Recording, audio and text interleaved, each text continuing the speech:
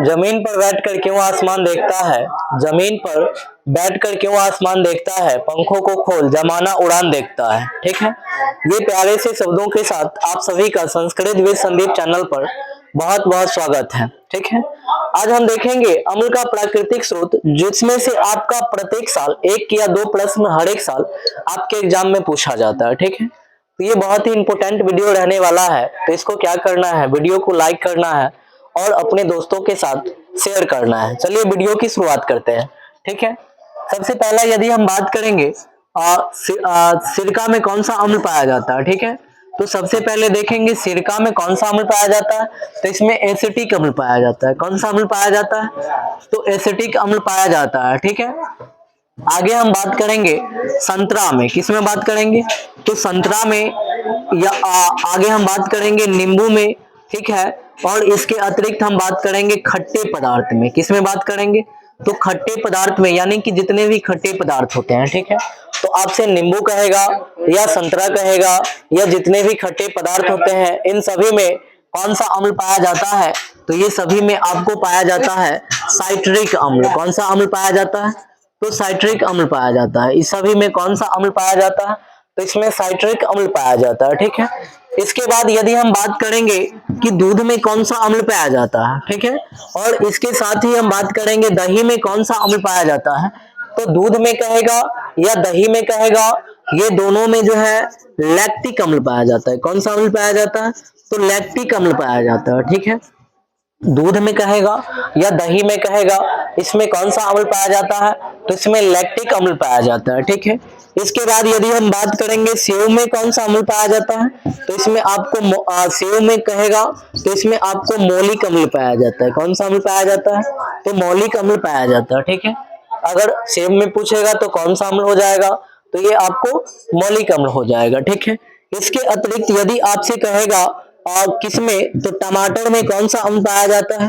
ठीक है, तो यदि आपसे कहेगा टमाटर में कौन सा अम्ल पाया जाता है, या आपसे पूछेगा अमरूद में कौन सा अम्ल पाया जाता है, तो इस दोनों में, टमाटर में और अमरूद में आपको पाया जाता है ऑक्सैलिक अम्ल। कौन सा अम्ल पाया जाता है, तो ऑक्सैलिक अम्ल पाया जाता है। कौन सा अम्ल पाया जाता है, तो इस दोनों में आपका ऑक्सैलिक अम्ल पाया जाता है। ठीक है, इसके अतिरिक्त यदि हम बात करेंगे इसके अतिरिक्त यदि हम बात करेंगे इमली में कौन सा अम्ल पाया जाता है। ठीक है, तो इमली में टार्टरिक अम्ल पाया जाता है। कौन सा अम्ल पाया जाता है, तो इमली में टार्टरिक अम्ल पाया जाता है। ठीक है, तो ये भी इंपॉर्टेंट रहने वाला है। टमाटर अमरूद कहेगा तो ऑक्सैलिक, और इमली की बात करेगा तो इसमें कौन सा अम्ल पाया जाता है, तो इसमें टार्टरिक अम्ल पाया जाता है। ठीक है, इसके अतिरिक्त यदि हम अन्य बात करेंगे चाय में कौन सा अम्ल पाया जाता है, यदि हम बात करेंगे चाय में कौन सा अम्ल पाया जाता है, तो इसमें टैनिक अम्ल पाया जाता है। कौन सा अम्ल पाया जाता है, तो टैनिक अम्ल पाया जाता है।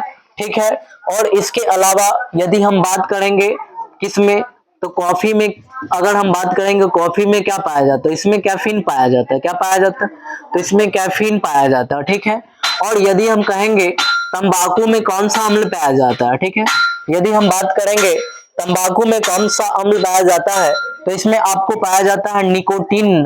क्या पाया जाता है, तो इसमें पाया जाता है निकोटीन। तंबाकू में यदि हम बात करेंगे तो क्या पाया जाता है, तो इसमें आपको निकोटीन पाया जाता है। ठीक है, इसके अतिरिक्त यदि हम बात करेंगे चींटी का डंक, किसकी बात करेंगे, तो चींटी का डंक की बात करेंगे।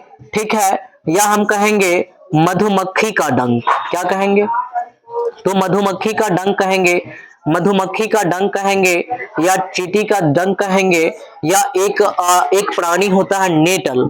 ठीक है, तो यदि हम बात करेंगे नेटल का डंक, तो ध्यान देना ये तीनों के डंक में कौन सा अम्ल पाया जाता है, आपको चींटी का डंक कहेगा, या आपको नेटल का डंक कहेगा, या आपको मधुमक्खी का डंक कहेगा। ये तीनों में कौन सा अम्ल पाया जाता है, तो इसमें पाया जाता है फॉर्मिक अम्ल। क्या पाया जाता है, तो फॉर्मिक अम्ल पाया जाता है। ठीक है, और कभी कभी फॉर्मिक अम्ल ना देके रहता है मेथेनोइक अम्ल। ठीक है, तो फॉर्मिक अम्ल का ही यूपेक नेम होता है मेथेनोइक अम्ल। तो आपके एग्जाम में फॉर्मिक अम्ल रहेगा या मेथेनोइक अम्ल रहेगा, दोनों का बात एक ही होता है। तो आपके चींटी का डंक, मधुमक्खी का डंक और नेटल का डंक में कौन सा अम्ल पाया जाता है, तो इसमें पाया जाता है फॉर्मिक अम्ल। कौन सा अम्ल पाया जाएगा, तो इसमें फॉर्मिक अम्ल पाया जाएगा। ठीक है, इसके अलावा यदि हम बात करेंगे तो अभी देखो कितना हो गया, तो सिरका में एसिटिक अम्ल हो गया, ठीक है। सिरका में कौन सा अम्ल हो गया, तो एसिटिक अम्ल हो गया। संतरा में, नींबू में और खट्टे पदार्थ में आपका हो गया साइट्रिक अम्ल हो गया, ठीक है। दूध में और दही में कौन सा अम्ल हो गया, तो लैक्टिक अम्ल हो गया, ठीक है। और यदि बात करेंगे सेव में कौन सा अम्ल होता है, तो इसमें मौलिक अम्ल होता है। टमाटर में, अमरूद में ऑक्सैलिक अम्ल होता है, ठीक है। टमाटर में आपको टार्टरिक अम्ल होता है, ठीक है। चाय की बात करेंगे तो इसमें आपको टैनिक अम्ल होता है।